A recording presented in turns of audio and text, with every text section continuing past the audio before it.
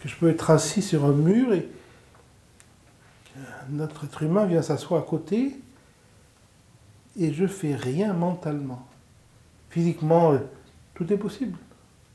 On peut parler, ne pas parler, regarder, ne pas regarder. Ça, c'est la surface. Toucher, ne pas toucher. Mais psychologiquement, ne rien faire. C'est ne rien ajouter à la réalité. C'est ça profondément la démarche dont on parle ici.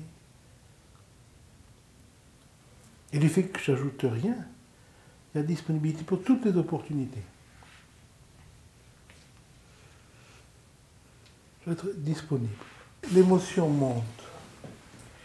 L'émotion est l'essentiel. Quand l'émotion monte, il n'y a plus votre ami, il y a l'émotion.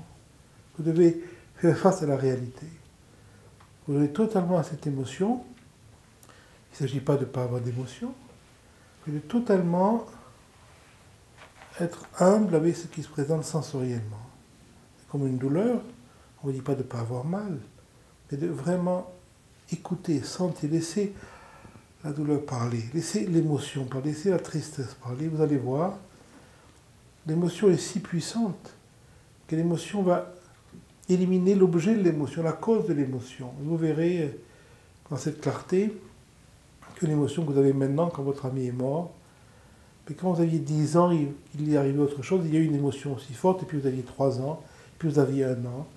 Et des fois, il y a cette même émotion qui vient, qui se réactualise par ceci, par cela.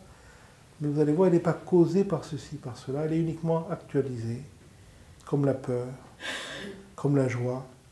La joie que vous avez quand on vous donne un train électrique, et puis quand on vous fait un compliment, et puis c'est la même joie. Elle s'actualise, elle se réveille dans telle ou telle situation. La situation ne cause pas la joie. C'est pour ça que le train électrique vous laisse complètement indifférent maintenant.